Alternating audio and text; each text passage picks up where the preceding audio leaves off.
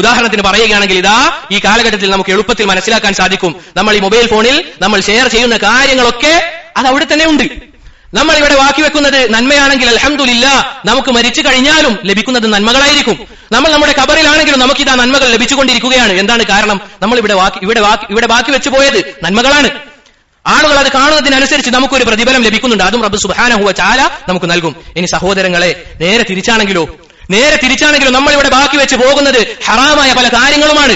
മ്യൂസിക്കുകൾ, അതുപോലെ തന്നെ അന്യ സ്ത്രീകളുള്ള മറ്റു പല വീഡിയോസുകൾ, അതുപോലെയുള്ള കാര്യങ്ങളുമാണെങ്കിൽ ഇതാ നാളെ ആഖിറത്തിലെത്തിക്കഴിഞ്ഞാൽ ഒരുവൻ ധാരാളം തിന്മകൾ ഇങ്ങനെ കാണുകയാണ്. തന്റെ ഏടിൽ അവൻ അതൊന്നും പ്രവർത്തിച്ചിട്ടില്ല, പക്ഷേ അവന്റെ ഏടുകളിൽ അതാ വന്നു കൂടുന്നത് തിന്മകളാണ്. എന്താണ് അതിനുള്ള കാരണം? നമ്മൾ ഇവിടെ ബാക്കി വെച്ച് പോയത് നമ്മൾ പല ഹറാമായ കാര്യങ്ങളാണ്. ഇത് നമ്മൾ ഒരാൾക്ക് കാണിച്ചു കൊടുക്കുകയാണ്, ഇതാ ഇന്ന് ഹറാം ചെയ്യേണ്ടത് ഇങ്ങനെയാണ് എന്ന് നമ്മൾ ഒരാൾക്ക് പഠിപ്പിച്ചു കൊടുത്തു കഴിഞ്ഞാൽ, നമ്മൾ മരിച്ചു കഴിഞ്ഞാൽ അവൻ അത് ആർക്കൊക്കെ പഠിപ്പിച്ചു കൊടുത്തോ അതിന്റെയൊക്കെ ഒരു ഓഹരി നമുക്കും ലഭിക്കും. ലാ ഇലാഹ ഇല്ലല്ലാഹ്. എന്തായിരിക്കും സഹോദരങ്ങളെ അവസ്ഥ? എന്തായിരിക്കും ഈ ഒരു അവസ്ഥ? അതുകൊണ്ട് നമ്മൾ ചിന്തിക്കേണ്ടതുണ്ട്.